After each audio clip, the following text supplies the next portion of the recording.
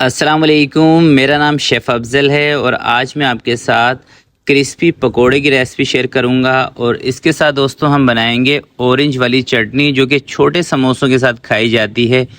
चटनी की रेसिपी बहुत ही ज़बरदस्त है और पकोड़ों को किस तरीके से आप बिना बेकिंग सोडे के, बेकिंग पाउडर के क्रिस्पी बना सकते हैं, खस्ता बना सकते हैं, आज की इस वीडियो में आपको बताऊंगा। और इतना ज़बरदस्त तरीका दोस्तों बताने वाला हूं पकोड़े बनाने का कि इंशाल्लाह जब भी आप इस तरीके से पकोड़े बनाएंगे आपका दिल खुश हो जाएगा। तो चलते हैं इस ज़बरदस्त रेसिपी की तरफ और इसको बनाना स्टार्ट करते हैं। बिस्मिल्लाहिर्रहमानिर्रहीम। तो सबसे पहले दोस्तों हम बनाते हैं चटनी बनाने के लिए मैंने एक मीडियम साइज़ का आलू उसको उबाल लिया था। सबसे पहले ग्राइंडर जार में आलू ऐड कर देंगे। 1 चम्मच इसके अंदर चिली फ्लेक्स का मैं शामिल कर रहा हूँ, आधा चम्मच इसके अंदर नमक का शामिल कर रहा हूँ, आधा चम्मच सफ़ेद ज़ीरा और 2 चुटकी इसके अंदर मैं टाटरी शामिल कर रहा हूँ। 2 चम्मच इमली के लिए थे, इसको भिगो के इसकी गुठलियाँ निकाल के ये शामिल कर दिया है। थोड़ा सा पानी चटनी बनाने के लिए इसके अंदर शामिल कर देंगे। और कलर के लिए कश्मीरी लाल मिर्च आधा छोटा चम्मच, 2 चुटकी ज़र्दा कलर इसके अंदर मैं शामिल कर रहा हूँ। और अब इसको अच्छी तरीके से हमने पीस लेना है। तो ये देखें दोस्तों, ये है चटनी का फाइनल लुक। इसका नमक आप चेक कर सकते हैं, नमक कम लगे तो इसी स्टेज पर ज़रा सा आप इसके अंदर नमक और ऐड कर लीजिएगा। तो चटनी तैयार हो गई। अब आपको लेके चलता हूँ पकोड़े की तरफ। पकोड़े बनाने के लिए सबसे मेन चीज़ दोस्तों होती है आलू और प्याज। तो मैंने 4 छोटी साइज़ की प्याज ली हैं और 2 मैंने लिए हैं मीडियम साइज़ के आलू। आलू को मैंने लच्छे वाली शक्ल में कटिंग कर लिया है। 2 हरी प्याज लिए हैं। हरी प्याज भी बहुत ज़रूरी होती हैं पकोड़ों के लिए। थोड़ा सा धनिया इसमें शामिल करेंगे। 2 कम तेज़ वाली हरी मिर्चें बारीक बारीक कटिंग करके, और अदरक और लहसुन का पेस्ट इसके अंदर मैं शामिल कर रहा हूँ 1.5 चम्मच। तमाम सब्जियों को एक दफ़ा अच्छी तरीके से मिक्स कर लेते हैं। सब्जियां मिक्स हो चुकी हैं। अब इसके अंदर कुछ मसाले शामिल करते हैं। मसाले इसमें नॉर्मली जाएंगे। सबसे पहले चिली फ्लेक्स 1 चम्मच शामिल कर रहा हूँ, नमक आधा चम्मच शामिल कर रहा हूँ, ज़ीरा 1 चम्मच इसके अंदर शामिल कर रहा हूँ, धनिया साबुत छोटे वाला इसके अंदर 1.5 चम्मच शामिल कर रहा हूँ, और 2 चम्मच इसके अंदर मैदे के शामिल कर रहा हूँ। मैदे से दोस्तों पकोड़े क्रिस्पी बहुत ज़बरदस्त बनते हैं। और बेसन इसके अंदर 2 कप भी शामिल कर रहा हूँ, बाकी बाद में इसके अंदर मिक्स करेंगे। और जहाँ तक पानी की बात है दोस्तों, पकोड़े का जब भी आप मिक्सचर बनाएं ना, इसके अंदर कोशिश ये किया करेंगे पानी का इस्तेमाल थोड़ा सा कम किया करें। देखिए, अगर आप शुरू में ज़्यादा पानी डाल देंगे फिर आपको बेसन इसमें ज़्यादा डालना पड़ेगा। जब बेसन ज़्यादा होगा तो पकोड़े ना आपके क्रिस्पी नहीं बनेंगे, जैसे थोड़े से ठंडे होंगे नरम पड़ जाएंगे। तो मिर्चें इसके अंदर मुझे थोड़ी सी कम महसूस हो रही थी, तो मैंने इसमें 1 चम्मच चिली फ्लेक्स का और शामिल कर लिया है। आधा कप इसके अंदर मैंने पानी ऐड किया है। तो बाकी का ये जो पानी बचा था ये भी मैंने इसमें डाल दिया है।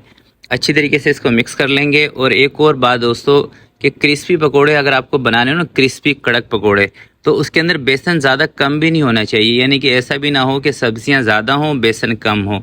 अगर ऐसा होगा तो फिर पकोड़े ज़्यादा क्रिस्पी नहीं बनेंगे। तो बेसन भी इसके अंदर ना मुझे कम लग रहा था, तो थोड़ा सा बेसन इसके अंदर मैंने और ऐड कर लिया है। तो कुल मिला के ये तकरीबन 1 पाव बेसन इसके अंदर चला गया है और 30 ग्राम मैदा चला गया है। तो 280 ग्राम बेसन की ये रेसिपी हमारी बन चुकी है। दूसरी साइड पे दोस्तों घी भी रखा हुआ है गरम, तो फटाफट से इसको फ्राई करते हैं। क्योंकि पकोड़े के मिक्सचर को बनाने के बाद आपने इसको ज़्यादा टाइम नहीं देना होता। ज़्यादा टाइम देंगे तो ये पतला हो जाएगा। जब पतला होगा तो उससे जब भी आप पकोड़े फ्राई करेंगे ना, सारा पकोड़े के अंदर ऑयल भर जाएगा। और यहाँ पे ना फ्राई की भी आपको एक टिप बता देता हूँ। देखें, पकोड़े जब भी आप बनाएंगे ना, कभी भी इनको आपने हल्के ठंडे घी में नहीं फ्राई करना। ठंडे घी में फ्राई करेंगे और फ़ौरन से इसमें चम्मच मार देंगे ना, तो ये बिखर जाएंगे। ठीक है। और ये ख़ास टिप उनके लिए है, वो जो मेरे भाई मेरी बहनें जो बिगनर हैं, जिन्होंने अभी कुकिंग स्टार्ट की है। ठीक है। जब जैसे ही पकोड़े थोड़े से जानदार हो जाए ना, फिर आपने इसके ऊपर चम्मच चलाना है। तो मैं दोस्तों थोड़ा सा डिफरेंट तरीके से इनको फ्राई कर रहा हूँ। यानी कि एक दफ़ा सारे पकोड़े के बेसन को हाफ़ फ्राई कर लूँगा, उसके बाद दोबारा से हम इसको फुल फ्राई करेंगे। और साइज़ भी देखें, मैंने थोड़ा सा इसका बड़ा रखा है। तो एक मरतबा जब आप इसको हाफ़ फ्राई करते हैं ना, और दूसरी मरतबा जब आप इसको फुल फ्राई करते हैं, तो इससे पकोड़ा आपका अंदर से कच्चा नहीं रहता और अंदर तक ये क्रिस्पी बन जाता है।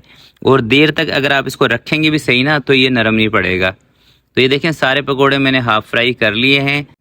अच्छा, हाफ़ फ्राई करके पकोड़े आप इसको सेव करके भी रख सकते हैं। यानी कि इस तरह से पकोड़े बना के इसको एयर टाइट कंटेनर में डाल के रख लें। जब दिल कर रहा है फ्रीज़र से बाहर निकालें और जो तरीका भी मैं आपको बताऊंगा ना, उसी तरीके से आप इसको फ्राई करेंगे, क्रिस्पी पकोड़े बनेंगे आपके। बार बार प्याज आलू कटिंग करने वाले झंझट से भी आपकी जान छूट जाएगी। तो इसके अंदर से दोस्तों कुछ पकोड़े मैंने रख लिए हैं, इसको मैं नेक्स्ट डे फ्राई कर लूँगा, बाकी आपको फ्राई करके दिखा देता हूँ। तो जब आपने इनको फुल फ्राई करना है तो एक चीज़ का ख्याल करना है कि ऑयल का टेम्परेचर तेज़ होना चाहिए। अगर नॉर्मल ऑयल के अंदर या ठंडे ऑयल के अंदर आप पकोड़े डाल देंगे ना, तो सारे पकोड़ों के बीच में ऑयल भर जाएगा। तो आपने तेज़ ऑयल के अंदर इसको फ्राई करना है और तब तक इनको फ्राई करना है जब तक एक तो अच्छा से इस पर कलर ना आ जाए और जब तक ये बिल्कुल अच्छी तरीके से क्रिस्पी ना हो जाए। थोड़ा सा आप इनको दबा कर देखेंगे ना तो ये आपको कड़क लगेंगे। जब आपको कड़क लगेंगे तो ये इस बात की निशानदेही करता है कि पकोड़े आपके अंदर तक बिल्कुल क्रिस्पी हो चुके हैं। अगर नरम लगेंगे तो ये अंदर से कच्चे हैं। तो देखिए माशाल्लाह से कलर कितना ज़बरदस्त आया पकोड़ों का। और यकीन करें दोस्तों, अगर एक मरतबा आप इस रेसिपी को फॉलो करके पकोड़े बना लेंगे ना, इतने ज़बरदस्त आपके पकोड़े बनेंगे, इतनी आपके दिल से दुआएं निकलेंगी, इस बात का मुझे पूरा यकीन है। क्योंकि दोस्तों ये रेसिपी बहुत ही ज़बरदस्त है और ख़ासकर इसके साथ जो मैंने लाल चटनी बनाई है ना, इंशाल्लाह आपको मज़ा आने वाला है बस ये रेसिपी बनाकर। तो आज की वीडियो के लिए इतना ही, आपसे मिलते हैं किसी नेक्स्ट वीडियो में। तब तक के लिए अपना बहुत सारा ख्याल रखिएगा, अपने वालिदैन का ख्याल रखिएगा। अल्लाह हाफिज़।